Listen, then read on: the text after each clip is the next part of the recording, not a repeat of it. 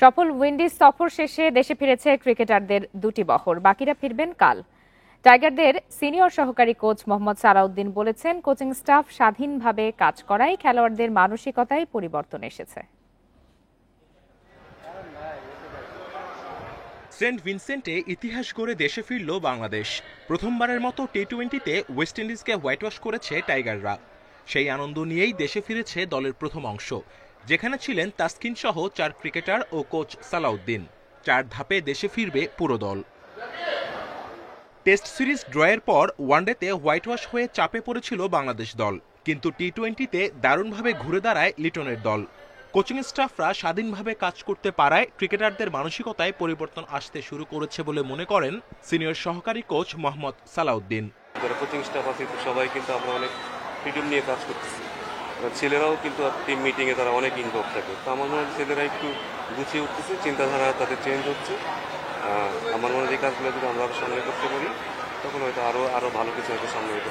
Top order নিয়ে বাংলাদেশের দুশ্চিন্তা বহুদিনের। লিটন, তানজিদ, সৌম্যরা এ যাত্রায় আস্থার প্রতিদান দিতে ব্যর্থ হলেও জাকের আলী পুষিয়ে দিয়েছেন।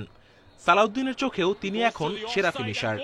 জাকির যেখানে যে পজিশনে খেলে ইউজ টু, আসলে এই কারণে তার ওইখানে মেন্টাল মেকআপটা অনেক বেশি হয়েছে। কারণ নর্মালি সে বিপিএলে বলেন বা যেখানে বলেন, সে কিন্তু প্রত্যেকটা পজিশনে খেলে অভ্যস্ত। ইভেন বিপিএলে কিন্তু 6-7 খেলে অভ্যস্ত। এখানে বাংলাদেশে দেখবেন না যে কখনো 6-7 নম্বরের প্লেয়ার আসলে আমাদের খুব ভালো ফিনিশার আছে। উইন্ডিজের মাটিতে এমন সিরিজ জয়ে খেলোয়াড়দের মানসিকতায়ও পরিবর্তন দেখছেন সালাউদ্দিন। সবসময় আমাদের নিজেদেরকে নিয়ে চিন্তা করি যে আমি কেমন খেলতেছি, আমি কিরকম খেলতেছি, আমি আজকে এইভাবে আউট হইলাম। এটা নিয়ে হয়তো আমাদের ছেলেরা বেশি চিন্তা করতো।